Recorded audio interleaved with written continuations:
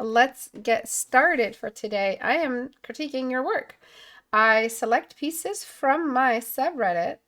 My subreddit, you can find the link and all the other links on istebrak.com. Let's see here. What kind of goodies we got on istebrak.com? Well, we got a store. In the store, you can find a link to my masterclass. And when I say masterclass, I mean masterclass. Everything you need to know about how to paint a portrait from scratch. You want to know which brushstrokes I use? I list them out to you. You want notes? I list them out to you. You want demonstrations and diagrams? I teach with both.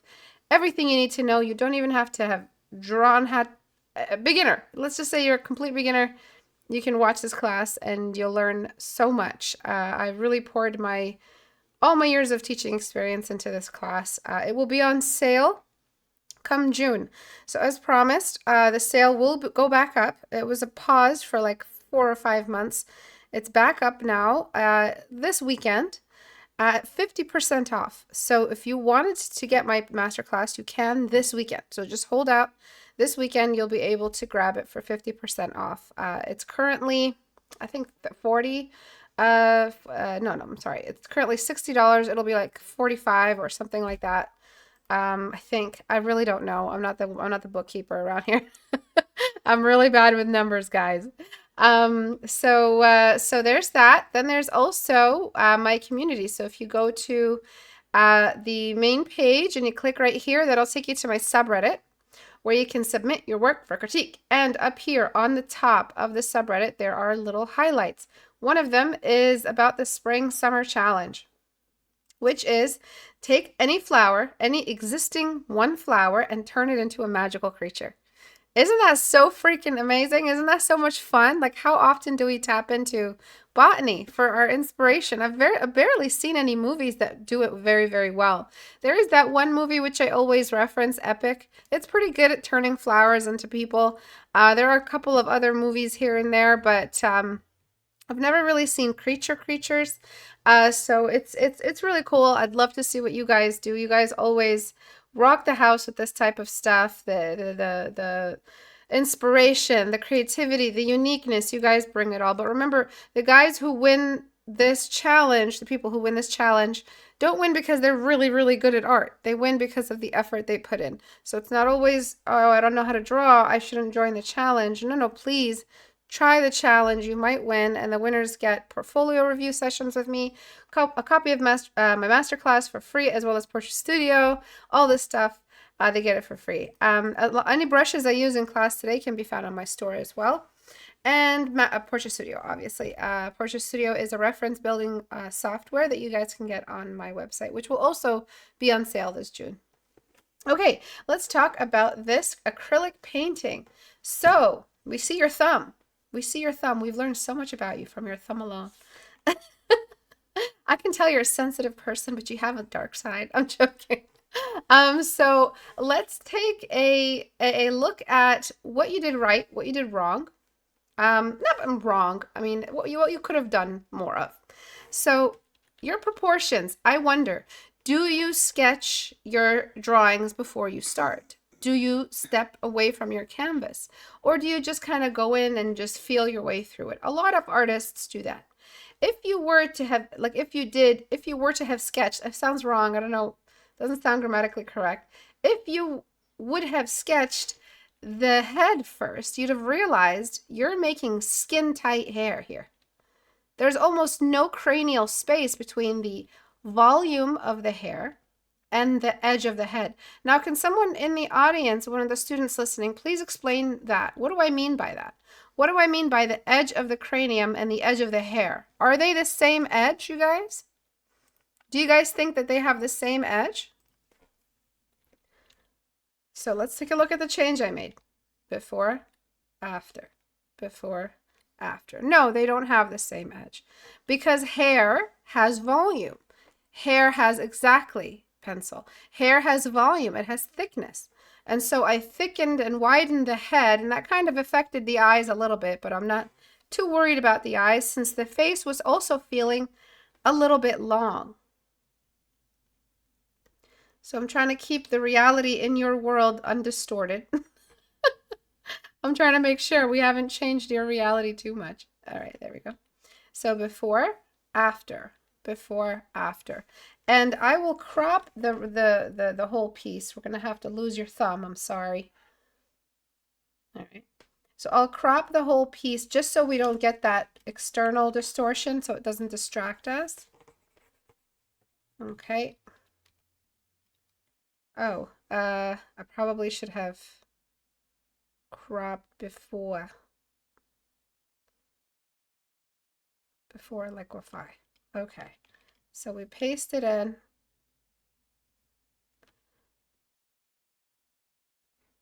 All right. And then we're gonna crop. All right. So before, nope, those are not overlapped. Give me 1 minute. Sorry, guys. I just like a perfectly overlapped before and after so you can see the change, like in action in front of you. All right, there we go. Now you can see the change I made, the actual change. Do you see that?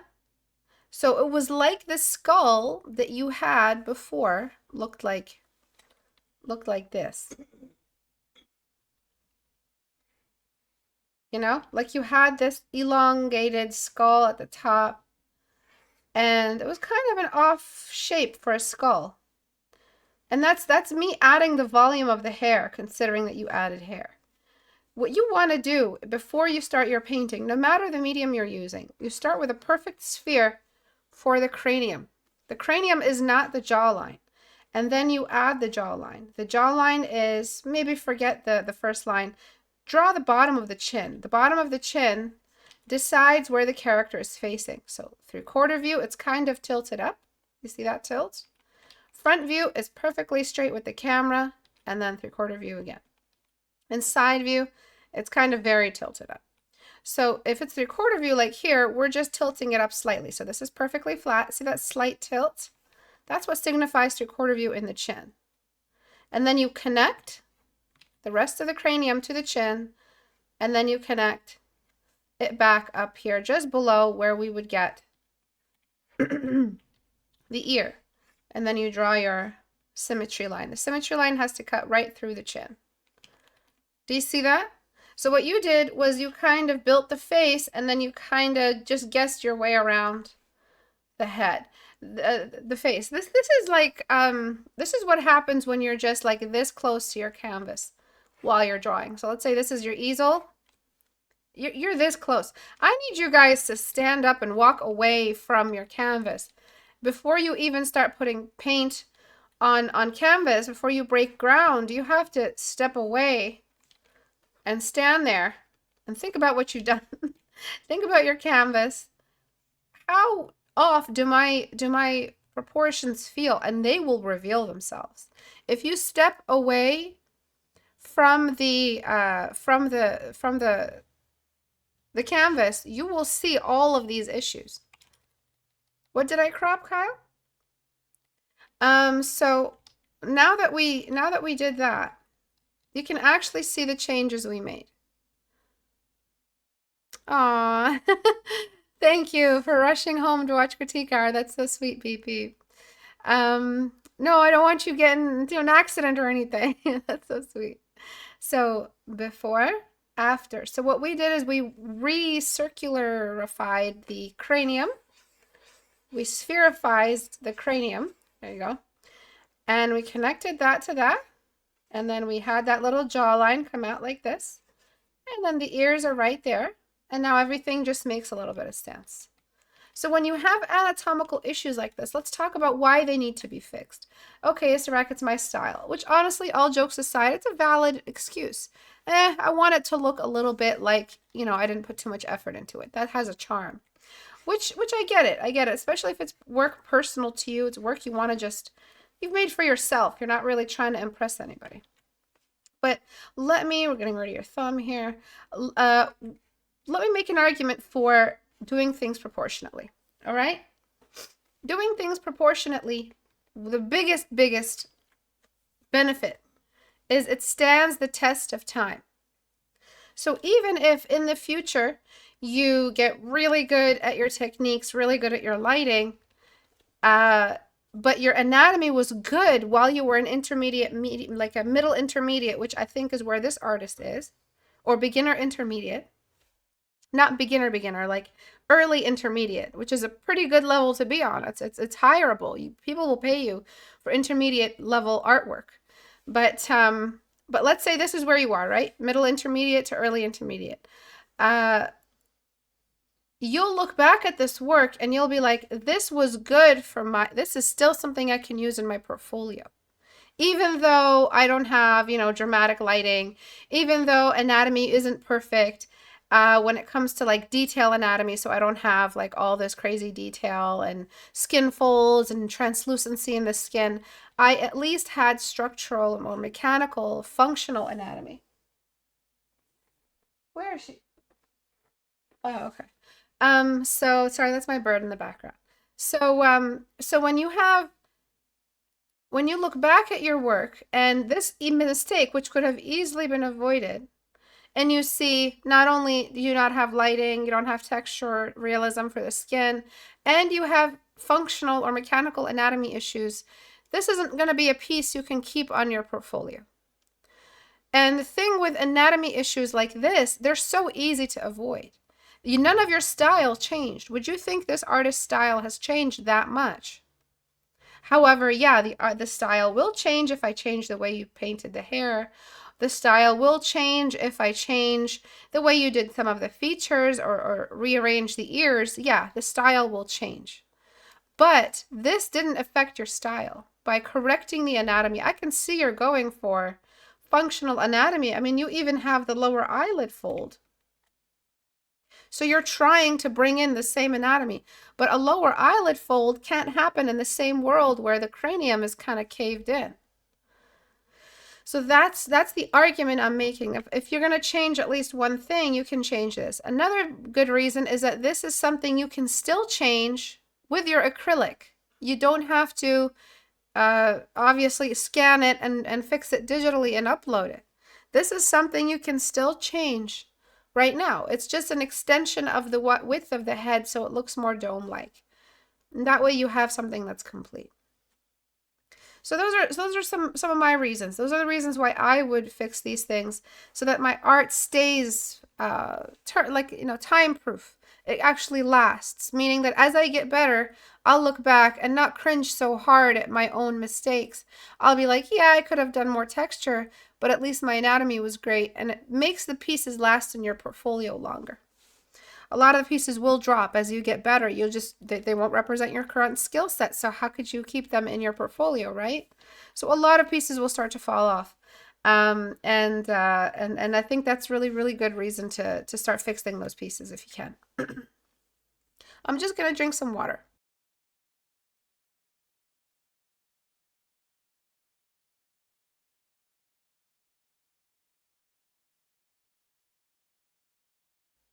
Okay, so another thing I would change, and these aren't things that, again, you have to change.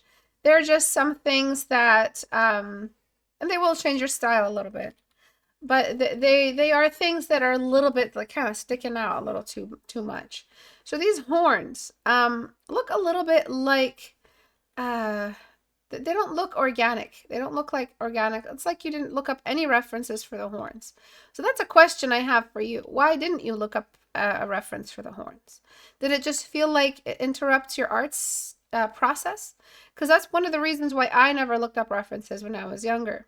I was like, it's gonna, throw me off my groove. I'm feeling something when I'm drawing, and I don't want to go stop and look for references. That was some immature thinking I used to have when I was younger. And then I realized, oh my gosh, like the reason why amazing artists are amazing is because they actually stop and look for references. Now it looks like fallopian tube, so give me a second.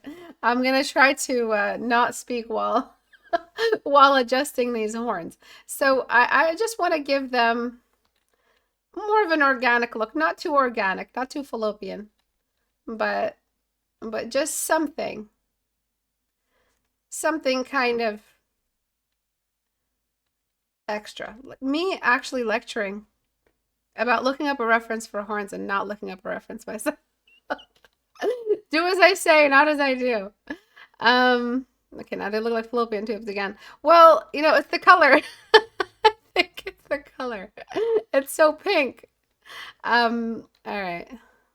I'm just gonna try to get rid of some of those edges. Listen, I'm not a horn specialist, okay? So I'm just gonna try to, I don't know. I feel like there just needs to be more detail in the horns. Anyway, it's just a suggestion. So what we what we had before, it's a cool design. It looks cool. It reminds me of one of the creature designs from Samurai Jack. It's a cool design, but it doesn't feel like it's matching just the kind of magical energy, I guess, or the creature design in the rest of the image. It doesn't feel cyborg enough everywhere else for her to have those almost robotic looking horns. So that might be something for you to look into. And then there's just the detail on the horns. You might benefit from some surface detail. Anything really. I'm just gonna add that kind of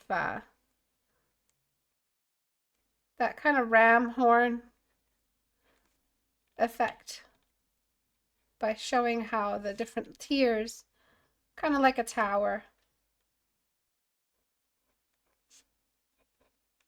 I'm just adding some texture. All right, it's hard to track the the way horns twist. It's a very, very difficult, notoriously difficult thing to texture. Okay. All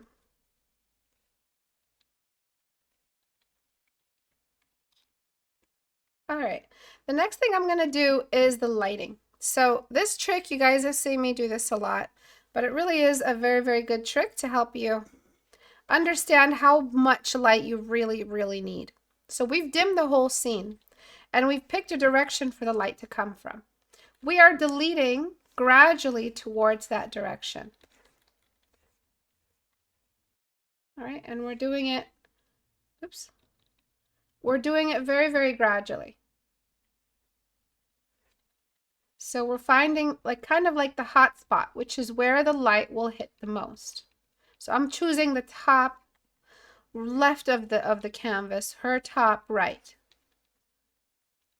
Okay. And I'm letting some shadow cast down from the head. I'm letting some shine sit on the hair. You can do this with acrylic. You just have to watch the tones and maybe do a sketch early on before starting the painting. Do a sketch so that you can understand where all your tones are going to be, where the brightest brights are going to be, where the darkest darks are going to be. Again, I feel like you're freestyling a lot of your painting process. It really feels like that. All right, so darkening just a little bit more will also make the character feel like they're inside a room. It'll create that sense of atmosphere and elevate your drawing. It'll elevate the feeling of the atmosphere around your character, which will make you look like a more skilled artist. I'm getting darker on a new layer and I'm gradually receding the shadow along the edge of the face. It's too hard a drop. So brushstroke number 1, number 2, number 3, until we slowly see the head rotate away from the light. We're going to do this for the horn using the background color, of course. We're going to do this for the ear, so that things that are not looking in the direction of the light are not receiving any kind of light directly.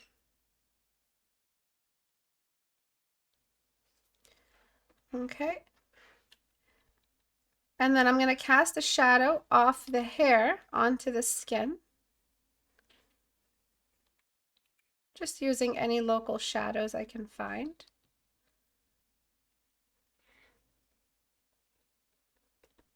Okay. And so you can see the effect of those two shadows. So the one along the edge of the face is especially important because it really makes it feel like the head is rotating away from the light source. Again, these are all changes you can still do right now. If you water down your acrylic, You can still apply this paint. You can still make these changes in traditional. It's not restricted to just digital. These are all changes. I'm being mindful of the changes I'm suggesting so that you can still apply them to your illustration. So I'm just going to flatten real quick and show you the before and after. Okay, so crop. All right. So so this was the first edit, the second edit, and the third, and I'm just repositioning this so that it looks like it is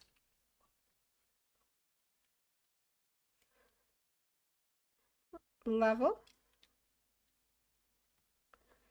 And we're just gonna, that's okay, I'll just do the before and after. So before, after, and let me just correct this real quick, and then I'll show you the full before and after.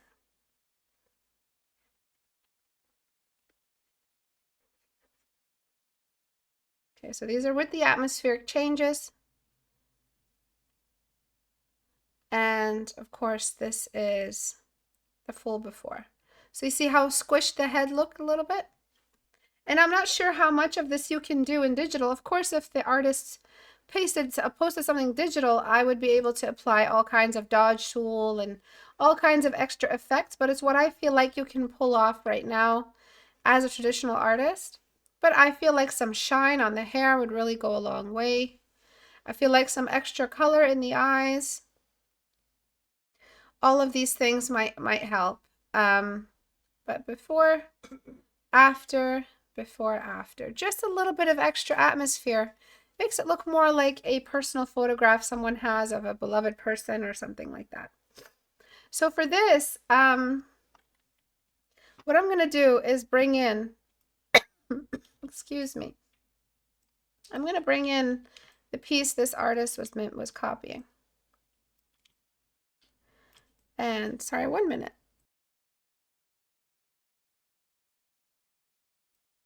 And what I want to do really quickly is just grayscale this for us. So you can see already the issues this artist had. Right away when we put the pieces side by side. So this is my question to you. Why don't you paint your illustrations that are like you're mimicking a photo? Why don't you do it this way? Why don't you just put them side by side? You are, as you know, a scientist in the field collecting data. You're collecting information, you're doing research. When you are working with a reference, you are doing research. Write that back to me. There is no such thing as a way to cheat your, you know, what you're observing. There's no such thing as that. Your brain is learning. There's no fake way to learn. You're learning or you're not learning. That's it. You can't fake the brain retaining information, like in that you haven't retained the information, but then the brain doesn't work like that. It's going to soak up everything around it. So you don't have to feel not genuine, or you don't have to feel like you're cheating just because you're working a little closely than usual with your reference, like tracing or putting the references side by side. You are allowed to do all of these things. You are collecting information. You've got a little device, you've got a little tricorder, you've got all kinds of information to help you observe your surroundings. So do that. Bring your photo in there in your canvas with you so that you can properly attain this information you're researching. Sorry, 1 minute, I have a bit of a cough.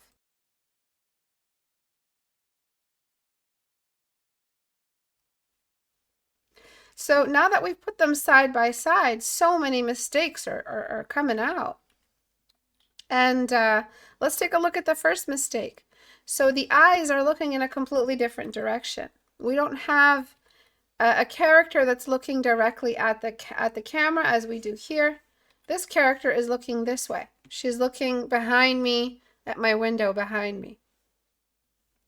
You've overshadowed, not overshadowed, you've added the right amount of shadow to the upper lip, but it looks like she's got a mustache because you've over brightened the cheekbone completely. Again, this is something you could have avoided. Both eyebrows are completely different sizes and different shapes. So you have this one that's just more angular, and this is more bushy and more kind of less angular, more kind of bulky. The mouth, you got the general look of the mouth right. You got the nose right. The shape of the eyes could use some work. They're a little bit floopy. They're a little bit kind of like loose, like a deflated balloon. You know, they should feel more like a very, very blown up balloon in that all of the balloon has been filled up with air. It has not been deflated. So this looks like the eyelids are sitting tightly like a belt around the eyeball. And these kind of have little bumps around them. And so you need to make sure that eye anatomy, when it comes to the eyelid, feels slick. It feels like it's aerodynamic because that's exactly how it needs to be. Zero resistance so the eyelids can blink seamlessly, effortlessly. There are no extra bumps. And you guys know what happens when there's anything in there under your eyelid. Anything that is not perfectly smooth, you will feel it. You will know. Even the slightest speck of dust, you'll know right away there's something weird in there. So that is an anatomical requirement to have eyelids that are perfectly slick. We're actually studying eyes super, super closely this month for Patreon. For my apprentices, we're going to be taking a look at all of the hidden and forgotten little details of rendering eyes, how to render eyes better. So if you guys want to, you still have time to make it. I critique homework on the first of every Tuesday for patrons. So you guys have a week to do, if you join now, a week to do your eye study homework and hand it in, and I'll be able to take a look at it. So those are my critiques. Those are my biggest, but I would not have been able to see all of them had I not put the reference beside. You are putting this photo under a microscope. You are collecting information. Your brain is collecting all of this data on this character so that you can use it later, so that you can be accustomed to it, so that you understand it, so that the next time you study a face, you do it with more confidence. These are very, very important studies to do. Everyone should study these once in a while because it just keeps you on your toes. It keeps you sharp. And you should always work closely with your reference. All of this measuring could have helped you avoid many, many of these issues that you have here. So just to fix them really quickly, since I am out of time, I started a little bit late today. I will just get darken brush, and just use it over the highlights you have here. And just use them everywhere. And go back to before I did that. And only delete where I feel like we really do have brightness. So there's that space on the forehead, which is like a big square. And then there's the little space there.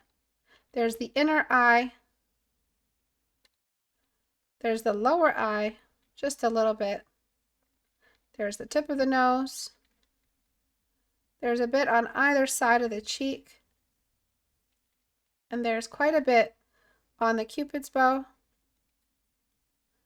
All right, and things feel a little bit more uniform now. And there's a bit more along the cheeks, but not as much as you had before, of course. And I'm just going to delete a little bit between the eyes. And then I'll show you what it was like before. Way too bright. It really made her look like she has a mustache. And so now that they're evened out, we can go in and reblock most of this accurately. How do we know what's accurate? Well, reference is right there. And if your reference is too much, if it's just too much information, you feel overwhelmed. Oh my God, look at this detail.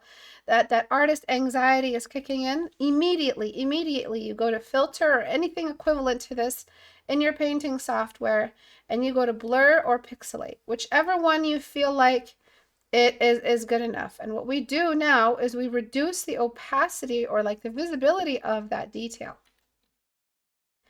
Right, even 2 is good. We're reducing the resolution. We're limiting the amount of detail accessible to our eyes in an extra layer. So this one has all the detail and this one has less detail. Why is it important to have one that is less detail? Because we are constantly in a state of information overload when we're painting. Write that back to me. Just imagine you are trying to paint something that is already complete as you are painting it in its incomplete state. That causes all kinds of mayhem in your mind.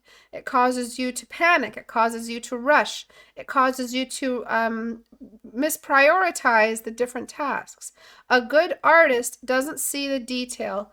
They ignore the detail. So a great artist ignores the detail. Write that back to me. If you want to start painting like a pro, you ignore the detail. If you don't know how to ignore the detail yet, it's too much detail, it's hard to ignore it, hard to compartmentalize, you reduce the visibility of your reference. You blur it, pixelate it, shrink the size, whatever you gotta do, you gotta interrupt your accessibility to that, or the accessibility of that detail, because your brain is seeing more than it needs for the task at hand. Your task is to just capture the light.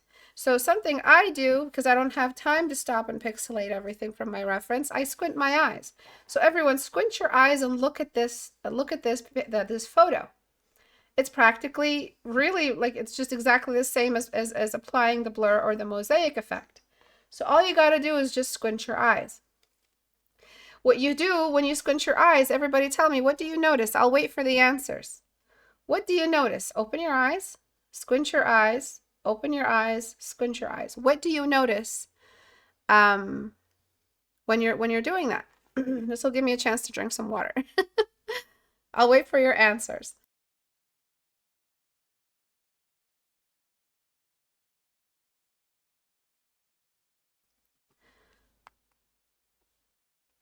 It's blurry. What else? What else do you notice? The darkest values. Excellent. What does that mean? How does that help you when you notice the values? What other things do you guys notice? It's reduced to simple values. Excellent. Yes, it's reduced to simple values. Why is that important? Well, that's where you made most of your mistakes. The simple values. Detail, you got it right. You even went as far as capturing the exact same detail in the forehead hair. Look at that. Because of the information overload. So you captured this perfectly because your eyes see detail. Human eyes are accustomed to looking for the detail. That's why we are very careful with what we detail and what we turn into a focal point. So you got all the detail perfectly, but you messed up on the values because of the information overload. All right? It's reduced to the values. So that means that now I'm ready to block. I'll be able to block. Let me turn my mosaic back on. I'll be able to block with actual information at hand. So look at that. I can see so much more clearly. Like me as your teacher, I'm benefiting from this. I can see so much more clearly where all the light value zones are. So you went way too dark under the eyes. We need a nice clean block for in between the head, in between the forehead, sorry, in the middle of the forehead, in between the eyebrows. We can see that the nose is actually pretty dark. It's just one of those faces where the nose is a bit more pigmented.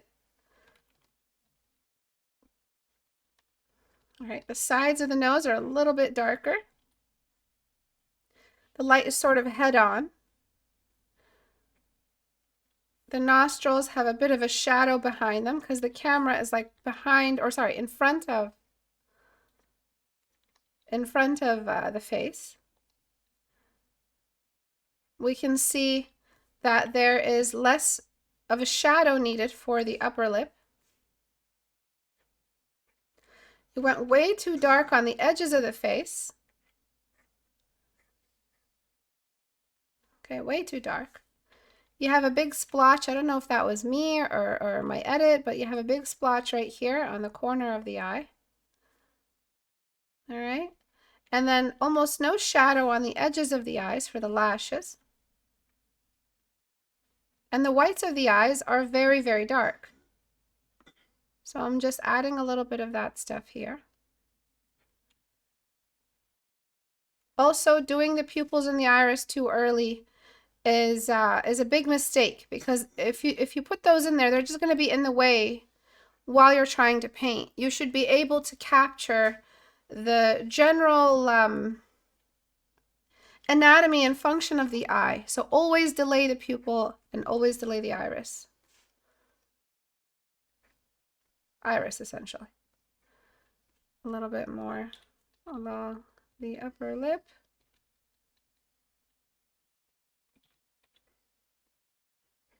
Right, a little bit more along the chin. The lower chin is a bit too dark as well. And I can see now as well that now that all this stuff is out of the way, all this detail, I can see that the mouth is a bit too far. The angle of the head is tilted up.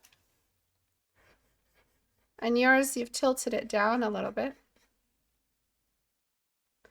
So many things are starting to get revealed because we are limiting our access to detail. There's a little bit of an extra shadow on the edges of the cheekbone. Adding mosaic can make things a little bit more bright in certain areas, but it's worth the change. You'll be able to re-access all of that detail soon enough. And now I'm just blending all of my blocks. And you get more functional values. All your values are now kind of in this type of synergy with each other. Trying to make the eyebrows more symmetrical. So it's not just for noobs, you know, it's not just for beginners making these changes. It's not just for people who are, you know, really struggling that they need to use these tips. Every artist uses these tricks. Every professional has used them. They've used them so much they just float in their head now. Like, I can't look at any reference without seeing all of those schematics floating on top of it. I can't look at a reference without squinting my eyes. These are all automatic functions now while I'm drawing. And that's why I can get a likeness a little faster, why I can see the values more quickly, why my blocking stage is more comfortable for me.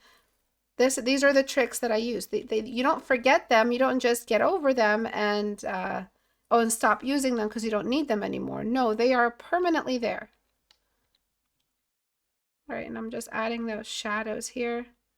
Remember, always know where the light source is coming from. So if you know that the light source is the camera, you'll be able to work a little bit easier, knowing that, okay, this is a light source and a camera at the same time. This is why I'm having such weird outlining shadows happening around. I softened the edge of the nose, which was very sharp, and I'm connecting it to the eyebrows. It's a very, very important trick here to make it look more like an organic transition between bone and hair and hard surfaces and smooth surfaces. Or I should say bony skin and fatty skin. All right, and then there's the lower eyelid shadow. We can see that a lot more clearly now. We can see how some of that light sits around the cheekbones as well. Always blending after blocking. And then I'm just grabbing my soft brush and adding a little bit of extra shadow along the edges. Oops.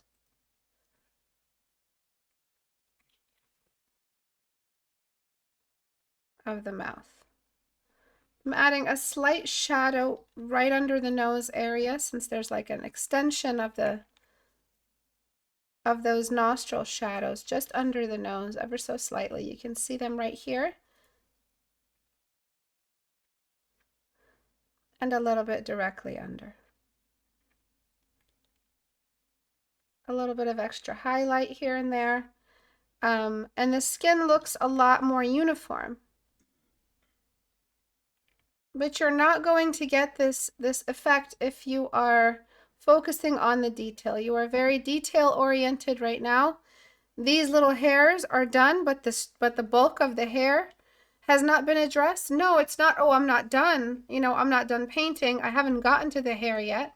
No, no, no, that's not what's happening. That's not what I mean. I mean, you left this way and went into the hair detail. This means you are detail oriented. You look for the detail. You probably notice detail all around you in life. People don't notice as much as you do. So when you notice that, look, this is the type of artist I am. I'm very detail oriented. You have to be extra vigilant to avoid jumping in the detail too soon without establishing the foundation. I'm just like you. I was exactly like this. I avoided all the foundation work, all the blocking, all the measuring. I skipped all of that and just painted hair detail all day and thought that's what's going to carry my painting. I was very wrong. I went back to the basics sometime when I was like 20 and really started focusing on making sure I captured a likeness that looked good even when I zoomed out, that the detail wasn't what was carrying the painting. So you can see how you're completely ignoring the blocks of the hair, the bulk of the hair, and you're just jumping straight into the detail. You have so much detail around the eyebrows, but not much time was spent on your on the tones and capturing the tone of the skin. So beware, you know, this is a type of artist, this is how you paint, this is how you are currently, and you must, you know, take measures to move against that so that you find a good balance. Your detail comes in on time, but you also have a really, really great foundation. And all your blocks feel and look very, very natural. So I'm just getting rid of this unnatural line by making it a little bit more messy around that. And I'm kind of creating my own detail now because we're just too far away from what's happening in the reference. I'm not trying to get a photorealistic recreation, and neither should you. You shouldn't be trying to mimic photos exactly. What you should be trying to do is capture the mechanics. Capture the light source, capture the physics, capture the stuff that you need for other paintings. What's some stuff you need for other paintings? Well, symmetry, light source direction, skin tones, understanding skin tones. All of that stuff is needed. And you can see how bright you made the chin. It's too bright through and through. We don't have much of a chin shadow either. That's a pretty big mistake. So I'm just adding that chin shadow and deleting right above the chin line so we can still have the shadow in place. Right? Really important shadow to have there. Okay, so let's flatten the image and do a before and after.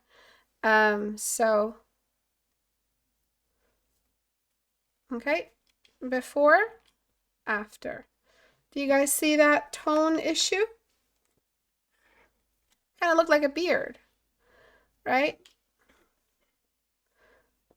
All right, so we've completely balanced out all of the values. Now if we bring in the highlights and we reduce the, sorry, I didn't delete the mosaic.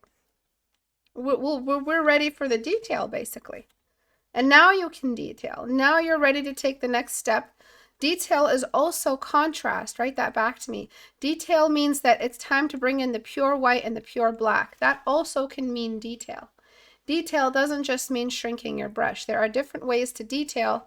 One of the most important ways to detail is to sharpen your edges.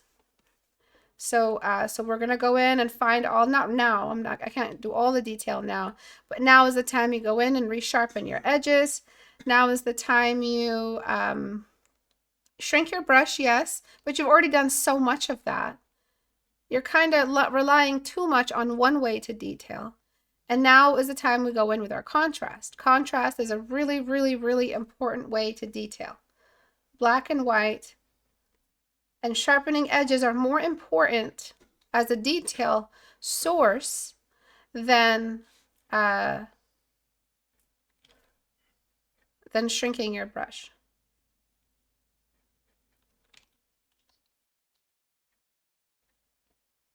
All right, I'm just adding those little highlighters to make the skin feel more like supple and healthy. to give it that glisten. And then I just blend away my highlighter. Some artists don't blend away the highlight brushstroke.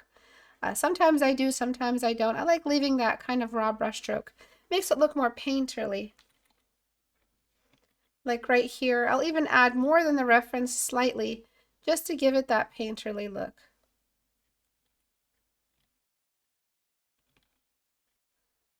Sometimes I'll add highlights of my own invention just somewhere here and there where I feel like I'll see a lot of that value.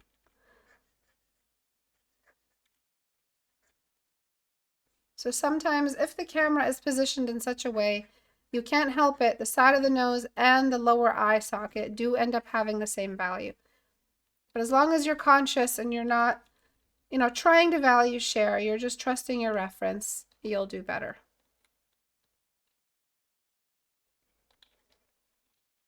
Okay, I'm just adding those sheens and shines along the chin. All right, so before, after, before, after. And you can go in with as much contrast as you want. You can get to the full black level along the edge of the face. You can go full black along the eyebrows.